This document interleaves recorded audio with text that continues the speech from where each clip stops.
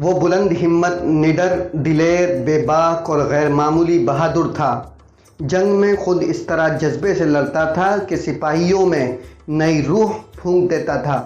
اس کا عدل و انصاف بہت مشہور ہے۔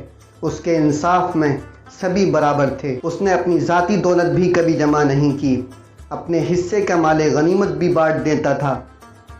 جب اس کی موت ہوئی تو اس کے مکان میں سے کوئی سونا، رقم وغیرہ نہیں ملی، صرف ایک کفتان، ایک نمکدان، ایک سوتی عمامہ، لکڑی کا چمچ اور چند عربی گھوڑے ملے۔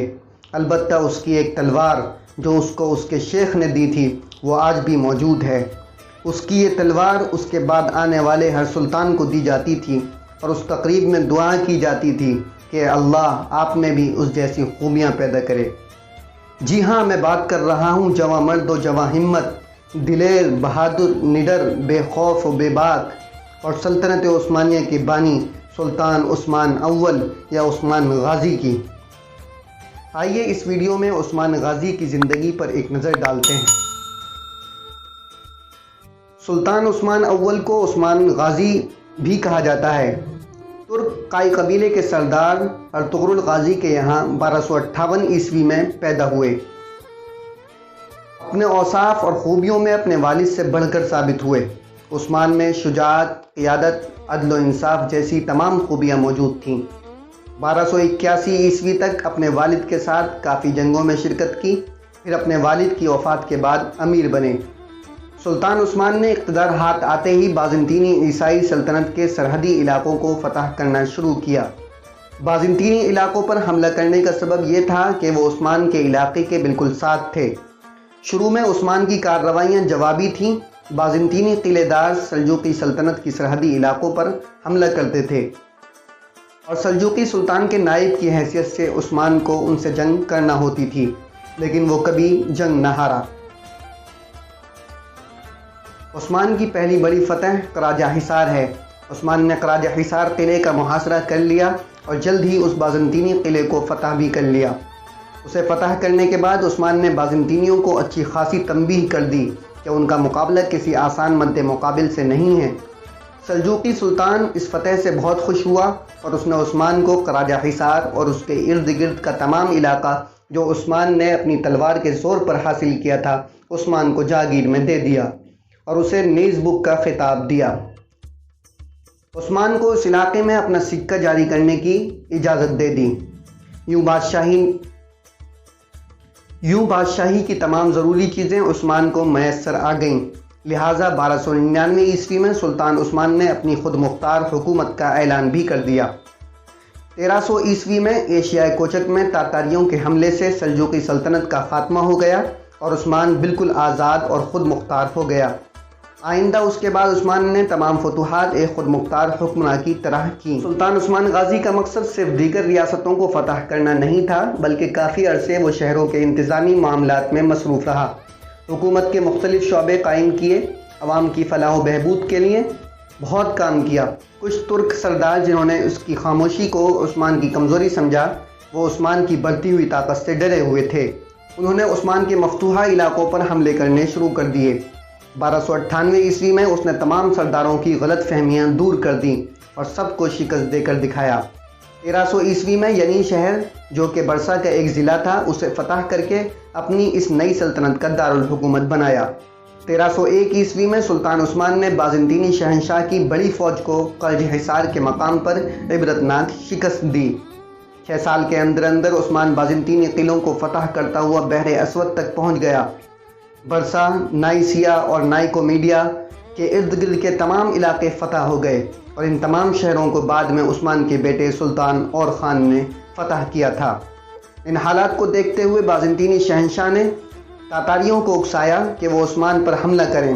تاتاریوں نے عثمان کے مفتوحہ علاقوں پر حملہ کیا۔ اس بار عثمان نے اپنے بیٹے اور خان کو تاتاریوں کا مقابلہ کرنے بھیجا اور خان نے تاتاریوں کو سخت شکست دی۔ یوں بازنطینیوں سمیت سلطان عثمان کے سب دشمنوں کی امیدوں پر پانی پھر گیا۔ 1317 عیسوی میں سلطان عثمان غازی نے ایک نہایت اہم شہر برسا کا محاصرہ کیا۔ یہ محاصرہ طول پکڑ گیا، یہاں تک کہ 6 سال بعد اسی محاصرے کے دوران 1323 عیسوی میں سلطان عثمان کی وفات ہوئی۔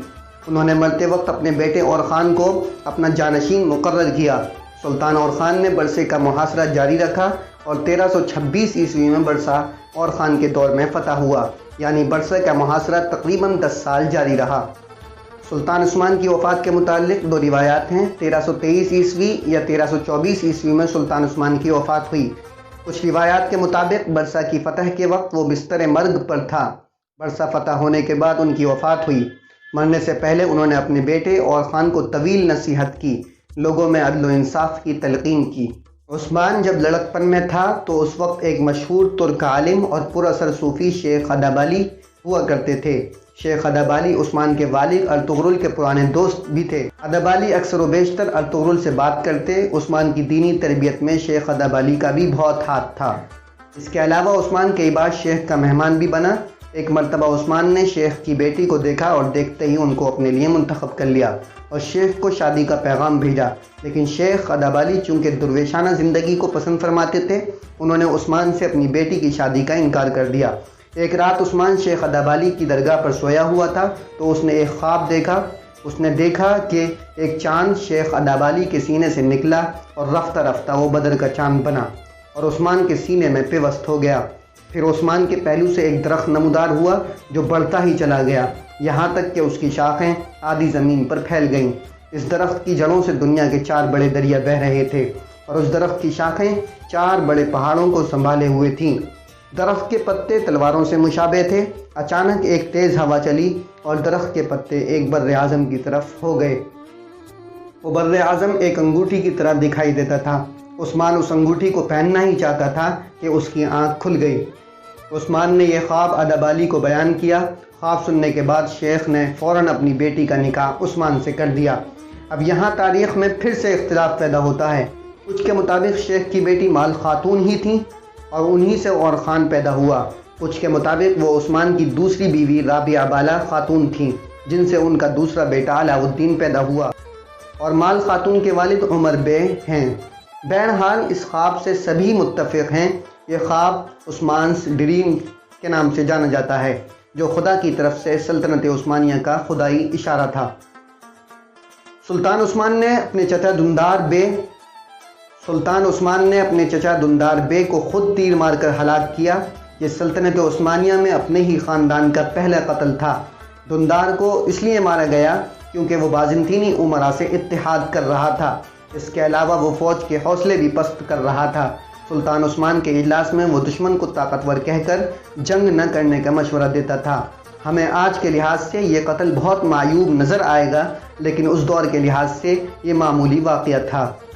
سلطان عثمان نے اپنے ابتدائی دور میں ایک مسجد بھی بنوائی جو سلطنت عثمانیہ کی پہلی مسجد ہے۔